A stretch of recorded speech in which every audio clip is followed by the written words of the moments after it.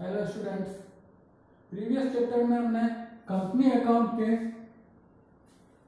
Features, company के features को अध्ययन किया था और काइंड्स ऑफ कंपनी को हमने डिस्कस किया था।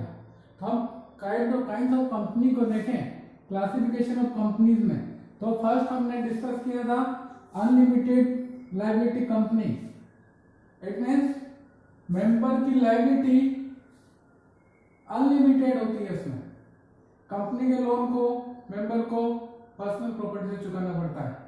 दूसरा है लिमिटेड लायबिलिटी बाय गारंटी।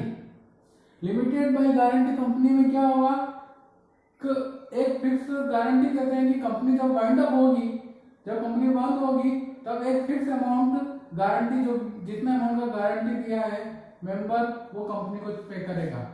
और थर्ड पढ़ा था हमने लिमिटेड बाय शेयर्स।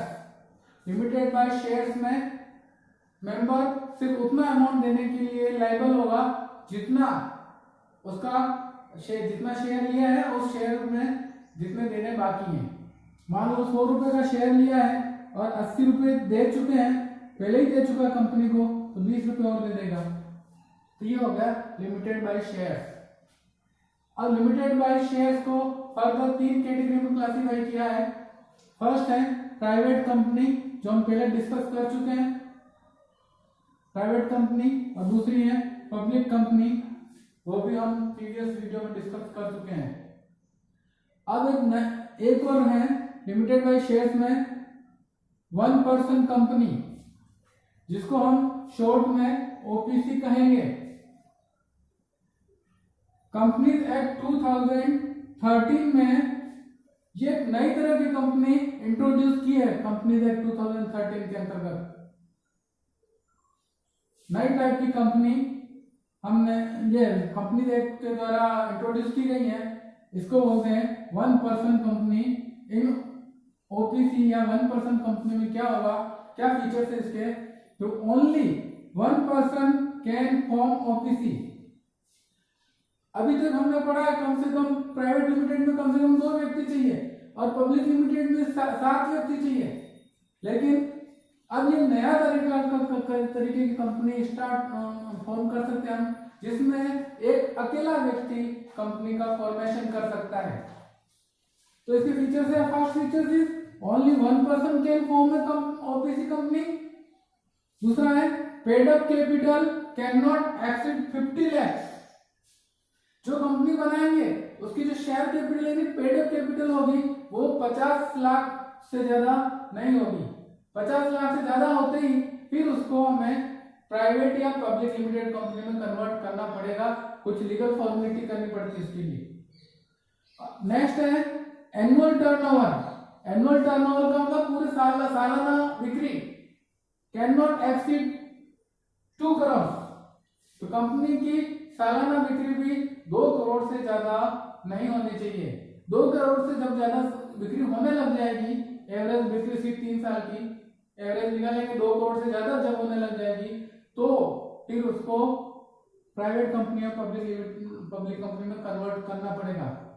और नेक्स्ट फीचर इसका है it can be form only for business purpose, can not be formed for charitable purpose. यानी इस ओपीसी का मेन जो ऑब्जेक्टिव होगा वो बिजनेस करना होगा। नॉन बिजनेस एक्टिविटी जैसे एनजीओ वगैरह या चैरिटेबल पर्पस के लिए हम वन पर्सन कंपनी का फॉर्मेशन नहीं कर सकते हैं। तो ये थी वन पर्सन कंपनी। अब कंपनी की कैपिटल बहुत ज्यादा कैपिटल होती है, बहुत बड़ी कैपिटल होती है। तो हम कैपिटल के बारे में डिस्कस करेंगे कि कंपनी की कैपिटल को क्या बोलते हैं, कंपनी की कैपिटल कैसे कलेक्ट करते हैं, उसकी अकाउंटिंग कैसे करते हैं, वो हमें समझना है। तो कंपनी की कैपिटल बहुत बड़ी अमाउंट होती है, बहुत बड़े यूज कैपिटल होती है, तो उसको हमें कॉमन पब्लिक से कलेक्ट करना होता है। तो कॉमन पब्लिक से कैसे कलेक्ट करेंगे, ऐसा नहीं है कि अपन किसी को बोलेंगे कि 100 रुपये दे दे या 101 रुपये दे दे या 51 रुपये कंट्रीब्यूशन कर दो, ऐसा नहीं कह सकते हैं। यहाँ पे हम चंदा थोड़ी कलेक्ट कर रहे हैं, सब कोई सब्सक्रिप्शन नहीं ले रहे हैं, कोई डोनेशन भी नहीं ले रहे हैं। तो इसमें एक अमाउंट फिक्स होगा तो मिनिमम उसको कितना पैसा कंपनी में इन्वेस्टमेंट करना है कैपिटल के लिए। तो कैपिटल, सपोज कंपनी की कैपिटल है 1 करोड़, अब 1 करोड़ कैपिटल है, ये कैपिटल हमें कॉमन पब्लिक से, ये पब्लिक है सपोज, कॉमन पब्लिक से कलेक्ट करनी है। तो किससे कितनी कलेक्ट करनी है, तो एक मिनिमम आपको एक अमाउंट फिक्स करना पड़ेगा। तो जो फिक्स करने के लिए या तो 10 रुपये, जनरली 10 रुपये या 100 रुपये या 1 रुपये होता है। तो हम जैसे हमने मान लिया इसको हम 100 रुपये मिनिमम कंट्रीब्यूशन रख लें, यानी इसको कैपिटल को हम 100 रुपये के डिनोमिनेशन में हम इसको डिवाइड कर देंगे। तो 100 रुपये में डिवाइड करेंगे तो ये 1 लाख यूनिट्स बनी। तो उसको 100 रुपये की यूनिट्स में हमने डिवाइड कर दिया है। तो ये जो यूनिट्स हैं 1 लाख यूनिट्स डिवाइड करने का मतलब हमने टुकड़े का मतलब शेयर कर दिए। तो ये 1 यूनिट शेयर कहलाती है। तो कंपनी की कैपिटल को हम शेयर कैपिटल बोलते हैं, क्योंकि it is divided into small units denomination, यानी छोटे 100 रुपये या 10 रुपये या 1 रुपये के डिनोमिनेशन में इसको हम डिवाइड कर देंगे और उसके यूनिट्स जो स्मॉल यूनिट्स जो बनेगी उसको हम शेयर कहेंगे। तो हम यहाँ बात कर रहे हैं शेयर किसको बोलते हैं, शेयर की डेफिनेशन क्या है। तो शेयर कैपिटल या शेयर, तो हम यहाँ शेयर की बात कर रहे हैं, खाली शेयर की। Capital of company is divided into units of small denomination, such each small unit is called share. तो ये जो 100 रुपए की स्मॉल यूनिट है, 100 रुपए की 1 यूनिट यानी 1 शेयर है, इसको हम कैपिटल का 1 शेयर बोलेंगे। 1 शेयर की वैल्यू बोलेंगे 1 शेयर की वैल्यू है 100। अब कोई भी इन्वेस्टमेंट करना चाहेगा, कॉमन पब्लिक से हम कलेक्ट करेंगे तो वो 100 के मल्टीपल में ही कलेक्ट होगी। 1 शेयर खरीदेगा तो 100 रुपये देना है, 2 शेयर खरीदेगा तो 200 रुपये उसको हमें मिलेंगे, 3 शेयर खरीदेगा तो 300 रुपये, और कोई 500 शेयर खरीदेगा तो 100 रुपये के हिसाब से 50,000 रुपये उसको कंपनी में इन्वेस्टमेंट करना है।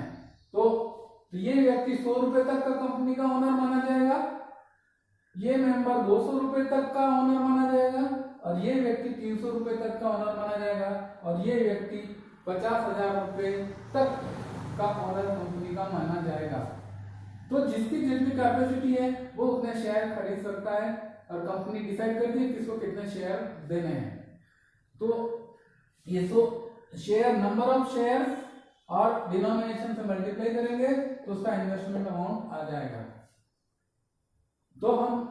तो शेयर कंपनी की पूंजी, कैपिटल का मतलब पूंजी को हम एक छोटी इकाई में, छोटी वैल्यू की इकाई में हम डिवाइड कर देते हैं। वो जो स्मॉलेस्ट वैल्यू होगी वो कंपनी का शेयर कहलाएगी।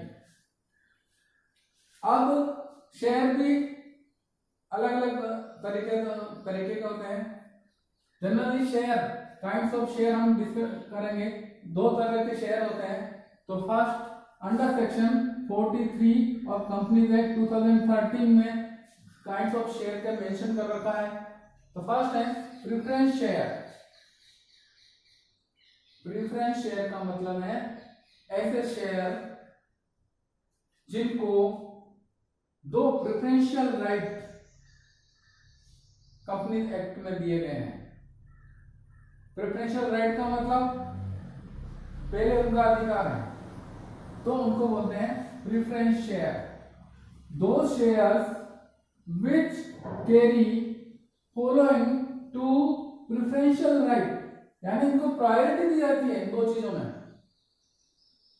जो दूसरे शेयर होल्डर होंगे उनके अगेंस्ट में इनको दो तरह की प्रायोरिटी दी जाती है।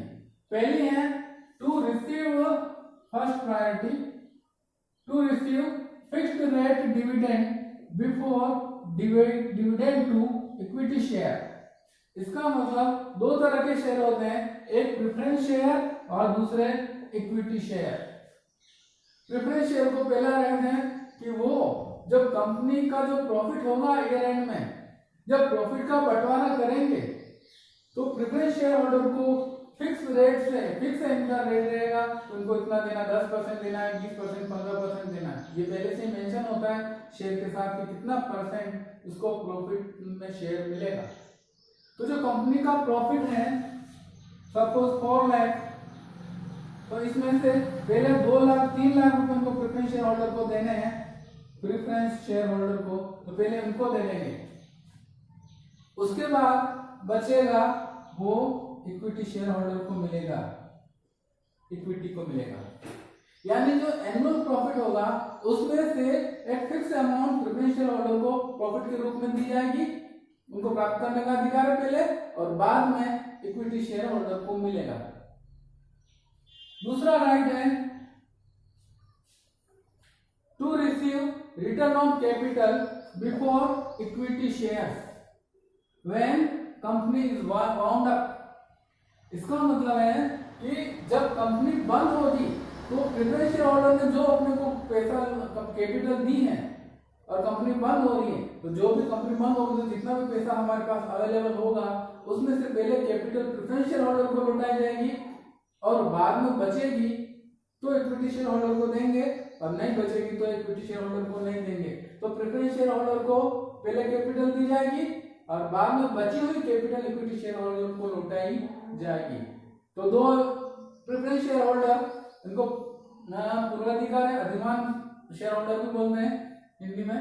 तो प्रेफरेंस शेयर होल्डर वो शेयर होल्डर है जिनको फर्स्ट डिविडेंड पहले दिया जाएगा, और जब कंपनी बंद होगी, खत्म हो जाएगी, कंपनी वाउंड अप होगी, तब कैपिटल वापस पहले लौटाई जाएगी, उनको प्रेफरेंस शेयर होल्डर कहेंगे।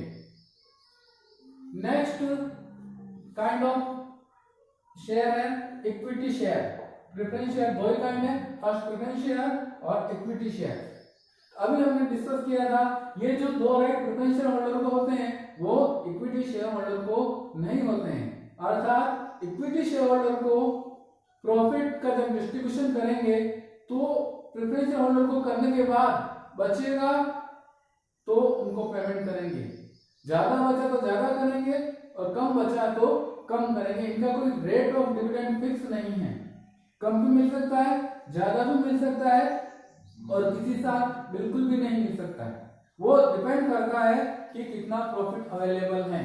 सपोज ये 4 लाख का प्रॉफिट है और प्रेफरेंस शेयर होल्डर को हमें 3 लाख देना है, तो 1 लाख इक्विटी शेयर होल्डर को दे देंगे। प्रेफरेंस शेयर होल्डर को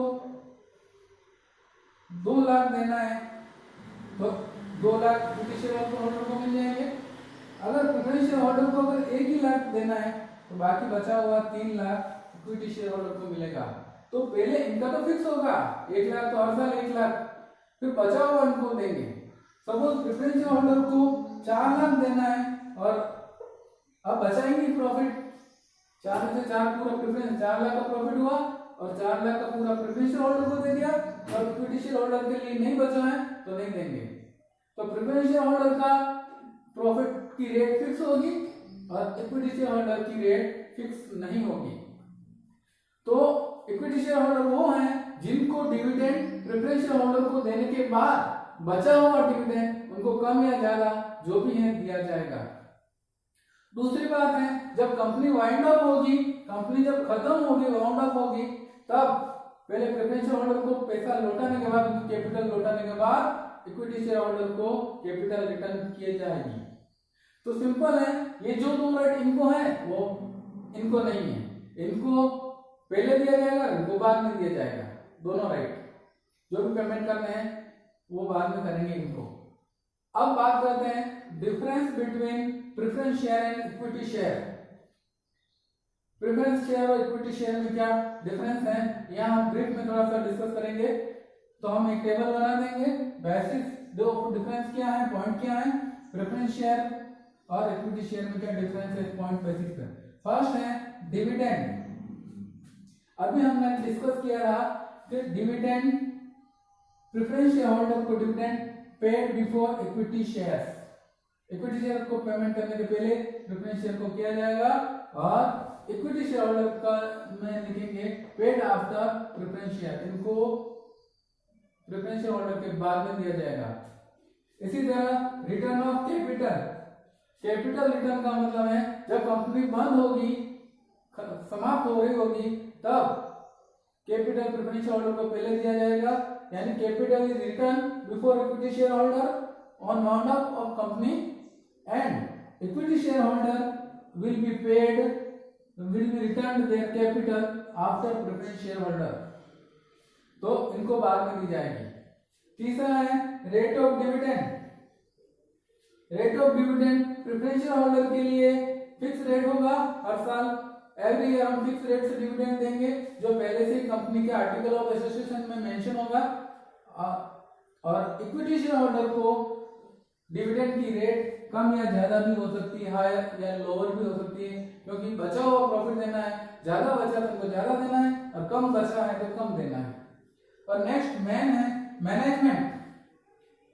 मैनेजमेंट का मतलब कंपनी का जो मैनेजमेंट करेंगे या जो मैनेजमेंट में पार्टिसिपेट करेंगे, तो वो राइट किसको है, तो प्रेफरेंस शेयर होल्डर को मैनेजमेंट में पार्टिसिपेट करने का राइट नहीं है। वो कंपनी की जो इम्पोर्टेंट डिसीजन की जो मीटिंग होती है, यानी एनुअल जनरल मीटिंग या बोर्ड मीटिंग्स होती हैं, उनमें ये पार्टिसिपेट नहीं कर सकते हैं।